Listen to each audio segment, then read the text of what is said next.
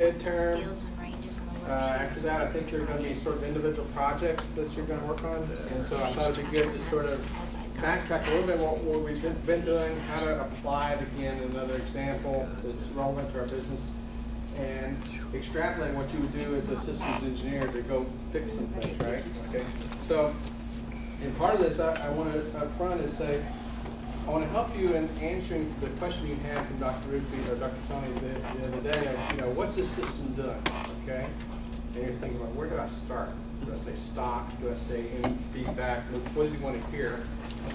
Remember how I said the systems engineering starts in 10th grade journalism, okay? So go back and always think about you're a journalist, you have to write a lead paragraph, you got 50 words or more or less to do it in. You got to cover who, what, when, where, why, how. And if you're a good program manager, you're up to tack on how much. So when you look at a problem like this, where you have to communicate with someone who doesn't, is not the system engineer, they're the ones with the problems, the decision makers, you've got to influence them. Go back to this. You're trying to answer these questions, and then to show them you understand it, you're communicating back that way. You're saying, okay, this system that so-and-so and so-and-so cares about to do this purpose is going to do it in this way by this amount of time, and it's going to cost this much money. You sort of capture it in the language that they understand. And the more you can succinctly say that, the more they understand that you understand what their problems are and what the system is supposed to be doing. Now, all this other stuff is what you're doing, they don't see, okay? Unless you need to pull out elements later on to prove your case. Okay, so when you're dialoguing with a customer or an internal stakeholder, you're up in this space, 10th grade journalism, program management if you have to. Okay, after that, it's what are you doing to understand the problem? What are you doing to understand the things they're not seeing? What are you going to think about? This is chapter 6 and 7. What are the traps that they're falling into? And then what are you going to do to help them get out of it? Okay? And so that's why I put it up here. I want you to, we're going to do a little exercise here. We're going to walk through this a little bit. You're going to help me as the customer draw out this diagram over here, and then we're going to talk a little briefly about that because we don't have a lot of time. Okay? So I know this is a stretch of the imagination, but pretend you know nothing about how government programs work. Okay? And you come to a company, you're a system engineer, you're coming in and they're saying, you know what? We're having problems. We're supposed to be doing some cost savings here. We got to get product at the door. It's not quite working the way we want it to. We want to be more efficient. And you're saying, okay, what do you start asking me based upon what you know here and here? Okay, you just come into the plant. You know it's a government-run plant. You know have things called programs. I'm complaining that things are costing too much. I need to be more efficient as well as safety and security. What are the kind of questions you're going to ask me? What are the requirements? What are the requirements? Okay, well, the requirements are I can get product out the door. What's the product? What's the product? Product is this fancy thing that's got all these various high-level quality items to it. It's got certain specs to it, right? And I also got to get X widgets out the door, and it's going to cost a certain amount of dollars. Okay. Now start to ask me about, well, how does work come in? That'd be an question, right? Speak up. I was doing something. Oh, go ahead. That's fine. I said inputs, outputs, and the tools and techniques. Okay. That's, All right. So inputs. Okay. Well, I get money in, right? So there's a cloud out here. You're thinking about getting out. Money comes in here. Is there any control on that? Who controls the money? You're thinking who? Who controls the money? Customers, program managers. So let's say we have some PMs up here, and it's not unbounded, right? Okay. So they give money, and you're thinking, stock. You're not telling them that, you're saying the money comes in, then you start to think about stock, right? And that money goes to do what? Materials, Does what? materials, salaries. Material, salaries, so I'll say buy stuff and do work, okay? And I'm sorry if you can't read my writing, but there's something that comes in here that funds that, and oh, what comes out of that? Product, or we'll call it work product. Maybe it's not a finished thing, but it's something, right? Okay, and then what happens with work products? We maybe ship it out or we reuse it, okay? Now, you know that, okay, money comes in, we buy stuff, we do work, we're doing product out, but you're already hearing the customer complain that things cost too much, or maybe you're thinking, okay, what does the stakeholder here care about? What's the program manager care about? Money, cares about money, what else? Budget. Schedule. Schedule, right, oh. So I have to measure the stuff getting out the door on time, right? So somehow, he cares about schedule, okay? And he cares about quality, right? And remember, quality was one of the requirements that I gave you, right? So that comes over here. Oh, well, work comes out the door, he cares about quality. Somebody's got to be worrying about it, is quality being met? Well, maybe it's not just being shipped, maybe I've got stuff that gets rejected due to quality rejects, right? Okay. And he cares about money, right? Okay, so money's getting spent here. I'm buying it. I'm paying people to do work. So I probably have some sort of feedback loop back here to say, you know, how much money am I spending? You know, so I have some negative here and some negative here. Am I burning down my schedule? So you're starting to think, oh, there's some feedback loops here. And as more we talk, you know, I keep complaining, well, things still cost too much. And you're thinking, well, do I have all the stocks and elements and interconnection? Am I starting to get a good flow here? Well, who does this work? Need people, right? So somewhere along the way, there's people. In fact, almost always your biggest costs are the people, right? So you know there's people in here, and somehow people do work, and they get paid, right? So the people doing the work, this element is also going to influence this, right? Well, so you know the system has been running for a few decades, right? You know, stuff's getting out the door, we're spending money, people are talking about efficiencies and such like that. Well, you know, people didn't just immediately pop there. You have to get them in to do work, right? So you have something here for recruiting. And you also have people, I'll call it attrition, retirement, whatever you want to call it, etc. Right? And so you're thinking, okay, that's good. Well, I don't know how many people to recruit. Maybe there's some sort of feedback loop here, coming back here, saying, hey, I want to recruit. But is it open-ended? Can I just recruit as many as I want? How do I know how many I should recruit? If you're running the company and you know that you have to have a qualified, adequate workforce to produce a product, how are you going to estimate that? How are you going to tell the HR that I need to recruit up or down, quit hiring, hire more? Look at who's retiring. You're going to look at this. You're going to look at what's happening over here. You want to look at retirements. What else are you going to look at? How many products you gotta make? What's your workload? Okay, so PM is saying, here's workload. And don't you also care about how you're doing? I mean, here's the demand function for workload. And we know where we're losing, but how are we doing over here? Are we rejecting 0.01% or 90%? So we got to know something about the quality of the work that we're doing. So I'll say the work performance.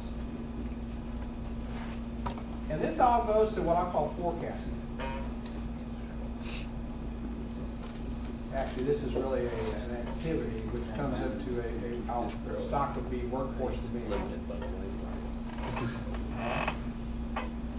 And that says, here's really what I care about. Here's my current staff, and here's workforce demand, and I'm going to have to forecast it. So you're starting to get to understanding, well, here's how this may be working here, and you can start to ask more pointed questions. Well, how do you do forecasting?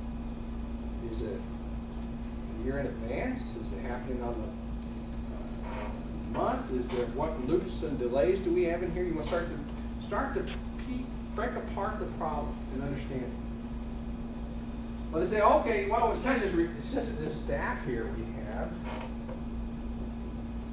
At Y12, we have a wonderful thing called staff aug or subcontract. So we have other people out here. I'll call them subs. And you ask, why is that? And they would say, well, you know what, we can't get everybody in here, and all of a sudden, sometimes we have to do a little more work, so we bring some people in to work with us, beef up our workforce. So we really have a combined workforce here. So you start to get a picture of how these things come in. You say, well, how do I decide whether or not I need to staff or subcontract? And you get into those kinds of decisions. Well, we know that really what our workforce demand is really based on this. If we don't have enough staff, then we need to go do subcontract. And you think, aha, you're not telling them this, but you're thinking resilience. If the workforce if the demand for the workforce was higher than I could staff, I have an ability to staff up and do subcontracting to get more work product out. And then if I don't need them, then they go home. Pantex made a decision about 8-10 years ago to do away with all their subcontracting. Went to zero. Okay, Y12, we have a history here, and some would say that we have too much or too low. That's always a debate, but Pantex cut out for reasons that they had at the time. They cut out this branch, and what I think that did is that reduced resilience. So what are we doing at CNS? Sending Y12 money to Pantex at the end of every year. Well, what we're doing right now is, I'll give you an example. Fire protection engineer, okay? We have a lot of work to do at Pantex Fire Protection Engineering. We're bringing staff folks in through Y12, but they didn't have the vehicles yet, and sending them to Pantex, and Pantex is paying us for it, okay? The money's not going there. People go there, and then the money comes back, okay? But again, I'm trying to show you how you attack this. Remember, you're trying to get down to this. You're trying to convince me at the end of this that you have an understanding of the system. And you're starting to say, okay, well, work's getting done. We may be happy or not. You can ask me questions about how the quality of the work is. Am I meeting my schedule or such? And then you say, okay, well, what's this stuff about cost savings and doing things more efficient? How are you doing that? Okay? So you as good systems engineer are thinking about, well, this is really, sort of how do you do work, the processes that you do, okay? So I'm going to do I'm going to do something to make it more efficient so that when work comes out, it meets the quality requirements and it costs less, right? Okay. And that's going to be half the things that they're talking about, are not 100% of the time. How do you save money? How do you get things done more efficiently? And then there are different ways of doing that in different companies. The way that CNS has chosen to do it is something called the ACB. You may hear that term. I'm going to get a blank on the A. Annual control baseline. Because in government work, we like to think yearly, if not multi-yearly, right? When he has to be allocated in years in advance. At the government level, it comes to us on an annual basis. So we have to plan it on an annual basis, okay? And what they told the government is, when we came in, they said, we're going to have cost savings between these two plants coming in, right? And ACB, the easiest thing to think about is people. I hate to use the term headcount, but I use it, okay? So they first come in and think, well, most of your cost is in your staff, so it really comes back to the people. And so they put in a financial thing called the annual cost baseline. And at one level you can think about it as headcount, but it's basically saying, we think for this amount of product going out the door to meeting specs, we're gonna save a certain amount of money, minus X percent, okay? And so, Mr. and Mrs. Government, you know, we're not gonna take that amount of money that you've given us. So up here, we can come up here and we're gonna say, you know, you're coming in here, but we're gonna limit it by this amount. And the money that you have there, we're gonna give some of it back to you. And some of it we're gonna put in what I call the kitty. The CNS can use to reinvest in the plants. Okay? So they said, we're gonna give some of the money, you come in here, we're gonna take part of it away from you and not let you spend it because we're gonna be more efficient for the year. We're gonna give it back to your boss so they can do whatever they want with it for some part of it. And part of it we're gonna put in the kitty, and we're gonna start, as the kitty builds up, we're gonna start using that as another funding stream into other projects. Okay? Now, well, what happens here? They're saying, okay, you have the financial folks, and I'm married one, so I can say that they're bean counters, right? They want to know where all the beans are, right? They're thinking head count. They're saying, I got to make sure that we don't hire too many people, but we have to have the right amount of people. So all of a sudden, now down here, you have some kind of I don't know how to draw, some kind of limiting factor that says, okay, you better not hire above this amount of people. And you're thinking already, because you've been having this course, that you got to be careful about, you know, what you do on loops, right? You can start oscillating, you can overshoot, you can have all sorts of things. So you're aware of system behaviors that happen for certain feedback loops. Most people are not. They're off doing that, what do they call it? The bounded, what was the term? Bounded rationality. Bounded rationality. They're thinking beans, head count, how much money am I spending, am I getting quality out the door, what's my particular role on it, okay? So you start to get this in your head, and now then they're saying, you can start to describe it back to me. You say, Mark, you know what, you're producing products for a certain quality, coming out the door, you get so much money per year, you're controlling it through the annual cost baseline, that's also controlling your workforce demand. You have different ways to get resilience with subcontractors, and they said, yeah, you've got it, right, I believe you have it. What are you going to do to help me make sure that I meet this, so that all of a sudden I don't have to go back to you and say, I need some more money, I didn't quite make it. Or you have the other customer back here saying, you know what, you're forecasting, how are you going to validate that you're getting those cost savings? That is a big thing. How do we validate that we're actually saving money? Okay. Well, as a systems engineer who's been through this course, you're starting to think through, what are the delays in this system? What are the boundaries? Is there something not modeled? And you're starting to think about the feedback loops and how work gets done. And you should be thinking about, well, what are the knobs that I can twist? Can I control a feedback here or here? Can I restructure things? Well, one of the things that we do, we say we do work in processes. So a big focus is, you know, how do we make our processes more efficient? Right. Now, that would be what seems to be the logical approach. But then you also have cases where something happens, you know, whatever reason, you have an anomaly. And you have all that other good stuff we talked about, self-organization, the workforce comes together, and they figure out how to make sure that everything's still safe and keep things going. What happens? What do they affect? We've already talked about this. We went to process. And do they make it simpler? Much more complex. They make it a little more complex. Okay, so you have some dynamics here in terms of you're trying to streamline things. People are worried about making mistakes, and because of the way we do things, they have gotten into an environment of trying to make it more foolproof. Okay, so you have a little bit of that to work on. So you're starting to think through, you know, all these kinds of things, and then when you get into chapter 6 and chapter 7 in the book, chapter 6, and by the way, you don't have to read my writing; it's all in there, nice blocks, you can find it.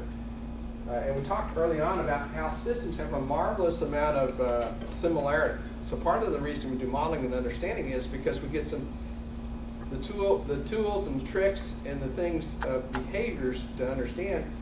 They can be kind of similar once you understand the structure and how it flows.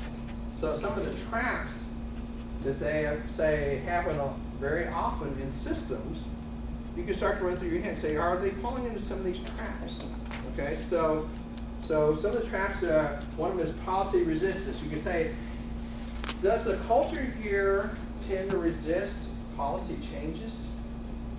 And you can ask that for the people there and say, you know, if you do believe that's there, then that may be a trap that they've fallen into, and then they have a prescription on some things that you can do. Okay. You can say the tragedy of the commons is the analogy they give is there's this grazing land, this public land, and you as a rancher can put your livestock on it to graze with no cost to you.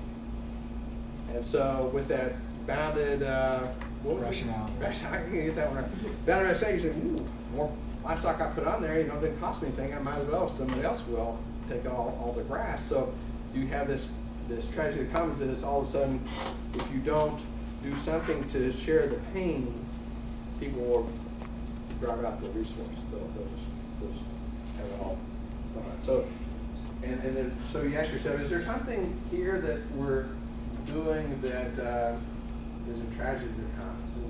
Likewise, you go through several of these. I've just touched on a couple here. This one, I think, is actually one reason I'm a big proponent of this class: shifting the burden. Now, I fall into the trap of thinking through bounded reality that something's a problem when really there's something underlying it that's more systemic.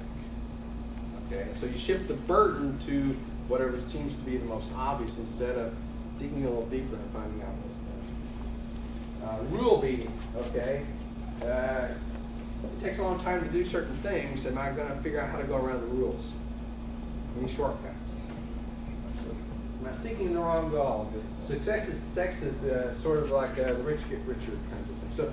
So there's various traps that the book tells you about that are actually quite common. I mean, the reason they're sayings is because we see them often, and they give you sort of strategies and things to think about relative to the system that you might want to change. In the last chapter of the book, it's kind of an interesting story because I found several instances on the web with the author. She was at a big conference and they were standing up an international monetary system. I don't remember which one it was. And she was upset that how they were talking about trying to govern the system was, she thought, very ineffective from a systems thinking point of view. So she went up and she wrote down this list of ways you can intervene. And so they've looked at that over time. And this is sort of in ascending order of effectiveness on changing the system and how it behaves. Okay, when you have a system defined, it behaves that way because of the inherent structure of the system, right? So if you want to change the system, where are you going to change things? Okay. Number 9, the numbers. How many people am I getting? What's my workforce demand? How much money am I spending? What's the quality? Those are the things you can change. You can go and say, am I getting enough quality? Do I have enough people? I mean, those are real numbers. You can get in there and change things, okay? But in terms of the things that you can do, that's actually the least effective, at least significant. Next, the stocks and the flows. Can I change the flows? And can I change the stocks that I'm measuring here? Maybe think of the system a little differently. Okay? Next, negative feedback. If I have a negative feedback, is there something I can do to control that negative feedback better? Make it a little more a stronger feedback or less feedback, depending on what you need. Positive feedback is the way I can feed that. Information flow. Can I get more information, better information, more timely information? Rules. Can I change the rules? that goes back to one thing we're talking about. Can I change how things are done? Self-organization. Now this is really interesting. Is there something I can do within the structure of the organization to allow for the ability for the systems to self-organize? We certainly have it with anomalies, right? Is there something else in how we do work? Okay, I'm not saying to do it, but I'm just saying that's in the mindset of things that will have the biggest impact on changing the system. Goals. Does everybody have the right goals? Have we gotten past that bounded reality or whatever, rationalization? And then number one is mindset. Can you get everybody on the same page in the mindset of how you look at the system? Okay? So what you're learning in here is a way to sort of pick apart, start to understand the system, dialogue with people who don't understand what you're trying to do. Because most of the questions that get in here are really, how do I influence somebody? You know, I've got something, how do I get them to change their mind? Well, the way you get them to change their mind, I think, is you have to be able to tell them back that you are an expert to their system. And you have to be able to show them the proof and the analogies and data to convince them to do something different. And it's not easy. It's not, because I can guarantee you the kinds of things we do every day are really around, you know, am I getting the right product out the door? What's my head count? Oh, I'm going to hire too much. The really shorter term kinds of things. And as a systems thinker, you need to help everyone step back a little bit and look at it holistically. Okay? So the next time you have a problem, whether, I don't know, I didn't even look at your midterm, but the next time you have a problem like Dr. Sonny showed, start thinking back again to picking it apart. Who, what, when, where, why, that's the purpose, how much. You remember that, this other will come, right? That's the easiest way I can think of to really start to break it apart, because once you ask a few of these questions, you can ask yourself, well, am I really, who pays? Who cares? Who's responsible? Those are the kinds of things that you need to think of when you want to start to break it apart. Okay? So, one thing, I was trying to draw this out. I didn't have it well enough that I could print out for you guys, so I'll try to do it again. I don't know exactly if Dr. Sonny's talked to you about the second half of the course, but he's thinking about sort of individual projects or team projects on certain problems. You might want to think about something like this. This would be very relevant to CNS. It's unclassified. It would be something I'm sure some of the stakeholders for this course would care about. To be able to say, hey, you know what, here's what you're investing in us. Here's what systems thinking means to us in terms of a problem that's really very broad. It's not in your normal zone, right? So it's easy to ask those naive questions, because you keep them back up here, you don't have to tell them all this stuff. Then you come back, and if you have an analysis, say, you know what, have you considered this or this or this? That'll probably be novel to you, whatever you can know. Okay? Let's see, what else? What I haven't tried to do here that would be certainly somewhere in here is, once you've built it up, really try to start thinking through some mathematical modeling. Okay? We had a few little sketches of graphs. I understand last course, the last semester, you did a lot more modeling. Start to try and apply that and say, okay, if we have certain amounts of things, is my inputs and my transformations and outputs, what's happening? What's the system response function look like? You know, if I have an anomaly, what's that do to me? How do I be more resilient? Likewise down here, if I have all of a sudden unexpected amount of retirement for whatever reason, or a big downturn in the economy, continuing resolution, you know, things that interrupt the dollar flow. Systems resilient, they found ways to do it over the decades. You ought to understand how they do it today, but also understand if there are better ways to do it. The more you think about the system, the more you become very familiar with the ins and outs of how it's done. But as systems engineers in this thinking, you should be thinking, how do I improve the system? And then how do I convince the people that control, that say yay or nay? You know, what's the purse string, how much it's gonna cost? I can't shut down operations, you know, for that. You gotta be able to show them what's the long-term benefit of that. Okay? Any questions? Silence.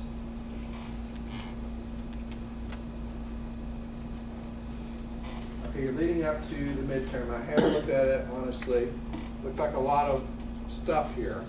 So I would be sure and read it very thoroughly and understand it. I'd go through it once or twice first, just so you understand the instructions, but it's very detailed for step by step, so you should not have any problem, but if you do and you have questions, don't hesitate. Email Enrique. Doctor. Any other questions? All right. Have a great one. Thank you. Sure.